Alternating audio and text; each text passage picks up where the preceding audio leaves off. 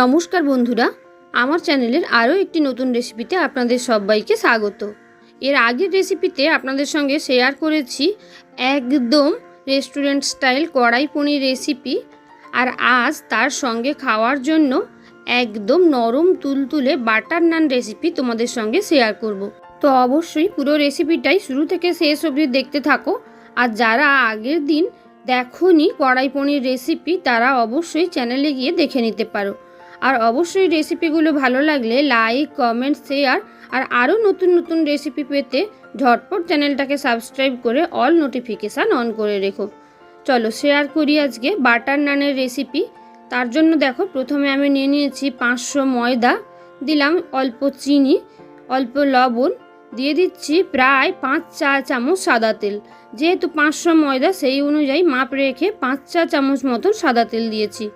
ভালো করে ময়মটা হয়ে গেছে বুঝবো যখন মুঠো করলে দেখতে পাবো মুঠোর মধ্যে আটকে যাচ্ছে ময়দাগুলো। এবার এই ময়দার মধ্যে আমি টক দই মিশিয়ে ময়দাটাকে মেখে নেব। পুরো গাঢ় জমাট বাঁধা টক দই সামান্য জল দিয়ে ফেটিয়ে রেখেছিলাম, এবং টক দইটা ছিল নর্মাল টেম্পারেচারের। ওই দইটা দিয়েই আমি ময়দাটাকে মেখে নেব। দেখো, দইটা দিয়ে একদম নরম করে ময়দা মেখে নিয়েছি।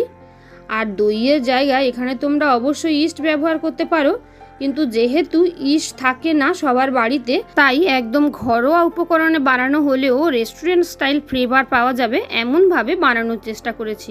ভালো করে ময়দাটা মাখা হয়ে গেলে সামান্য তেল নিয়ে আবারও ভালো করে উপর থেকে মেখে নিয়ে এটাকে ঢাকা দিয়ে প্রায় 2 থেকে 3 ঘন্টার জন্য রেখে দেব।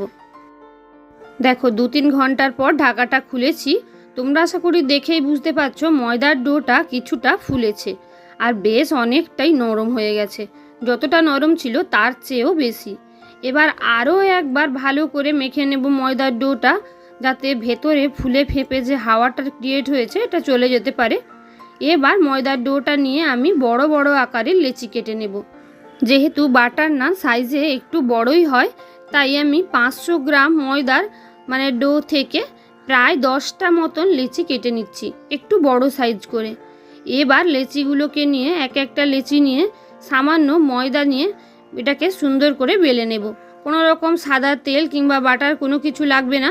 ময়দার মধ্যে দিয়ে একদম সামান্য ময়দা নিয়ে একটু বড় করে বেলে নেব। দেখো, ভালো করে বেলে নিয়েছি। তোমাদের একবার তুলে থিকনেসটা দেখাবো কতটা মোটা। এমনিতেই বাটার নান বা নান পুরি যাই বানাই একটু মোটাই হয়।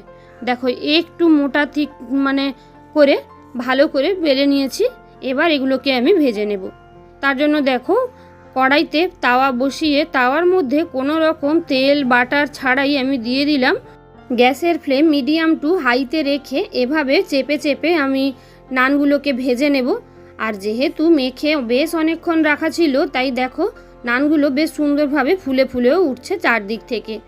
এভাবে 2 পিঠ উল্টে পাল্টে ভালো করে সেঁকে নেওয়ার পর যখন নানগুলো 2 পিঠ সুন্দরভাবে ভাজা হয়ে যাবে, একটা বাটার নিয়ে এভাবে তার গায়ে লাগিয়ে নিতে হবে। একদম আগে থেকে বাটার দিয়ে ভাজার দরকারই নেই। এভাবে এক পিঠে বাটার লাগিয়ে তুলে রেখে দিলেই বাটার নান রেডি। আর যদি মেল্টেড বাটার থাকে তাহলে একদম তুলে নিয়ে বাটার লাগিয়ে রাখলেও হয়।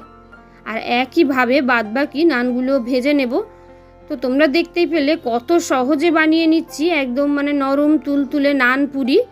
তো তোমরা বাড়িতে বানালে তবেই বুঝতে পারবে খেতে কেমন হয় কিংবা কতটা নরম হয়।